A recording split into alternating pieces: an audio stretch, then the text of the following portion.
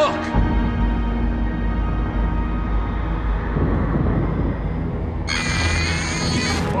Get some help!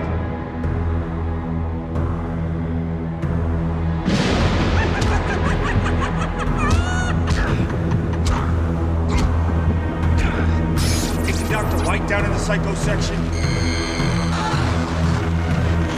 Hey guys, it's Matt from IGN, and I'm here with the review of Manhunt 2 for Nintendo Wii, PlayStation 2, and Sony PSP. This will hopefully be a very spoiler-free review. I don't want to show you levels from later in the game, and I'm going to try to keep storyline elements out of this too. I don't think there's any secret that there's a lot of controversy surrounding this game because it's extremely violent, and also because it had to be toned down before it was finally released. Just in case you haven't been following though, Manhunt 2 is the sequel to 2003's PlayStation 2 and Xbox game, also very violent, and also a stealth action title.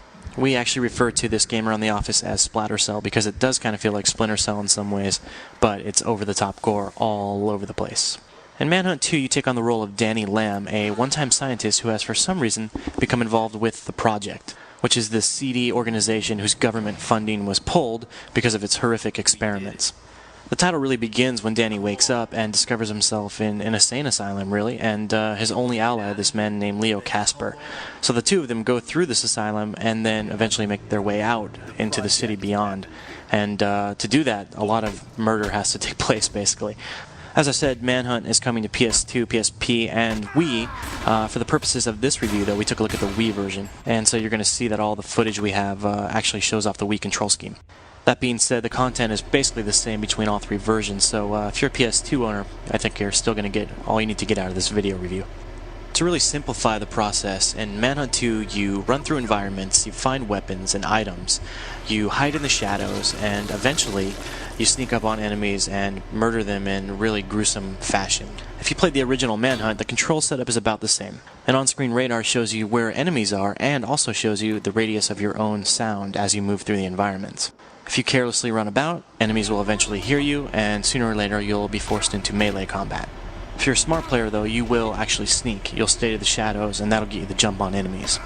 Danny's loosely moved through the environments and can feel a bit sluggish here and there, but for the most part, he does control adequately. He can climb objects, he can strafe against walls and peer around corners, he can use context-sensitive items, and he can use projectile weapons too. It's when you're in the darkness, new weapon in hand, and you're approaching an enemy from behind that the game really feels intense, and it's actually a lot of fun. The stealth mechanics in Manhunt 2 are much more enjoyable than the action ones for a few reasons. First is that when you find yourself, surrounded by 3 guards, the camera system usually breaks. You'll never be able to get the appropriate angle, and you're eventually just going to have to run for your life and start over again. Second is that group AI usually teams up on you, backs you into a corner, and beats you to death before you have a chance to even get up again. And third, all those deadly weapons which do so much damage during the executions are, far less impactful, let's say, during melee combat. The fact that the AI in the game hears you move around the environment and may respond to that is a really cool feature. But on the other hand, the AI is not so smart, as you can see in this video clip, which we're going to speed up to show you how it doesn't adapt at all to what I'm doing. When you sneak up on enemies and stay behind them, an on-screen meter will change from white to yellow to red, and these reflect the level of the gruesome kills you can perform, red being the most violent. Performing these executions is really fun and really entertaining. It's a payoff in the same way that performing fatalities in Mortal Kombat is. Unfortunately, Rockstar was forced to edit and really censor the game at the hands of the ESRB in order to get an M rating, and as a result, these executions aren't nearly as gruesome or violent, or quite as entertaining as they once were. In fact, I went back and played the original Manhunt in preparation for this review, and found that the majority of the executions in that game are now more violent than those in Manhunt 2. This is simply because you can actually see them. In Manhunt 2, these executions have been blurred and darkened and filtered to the point you can't even tell what's going on half the time. And there's a 3-second or so lag after executions in which you still can't see what's going on, in which enemies can approach and start fighting you. Don't get me wrong though, because the game is still very gory, and in some occasions it's even scary. I would still rate this as one of the goriest, most violent games on PS2 or PSP, and certainly on Wii.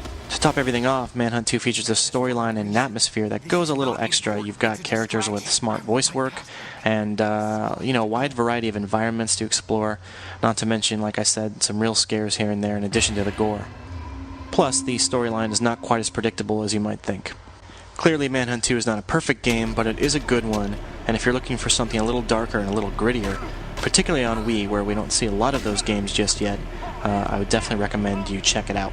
IGN's PlayStation team gave Manhunt 2 a 7.5 on PS2 and PSP, and I've given it a 7.7 on Wii due to the more interactive control.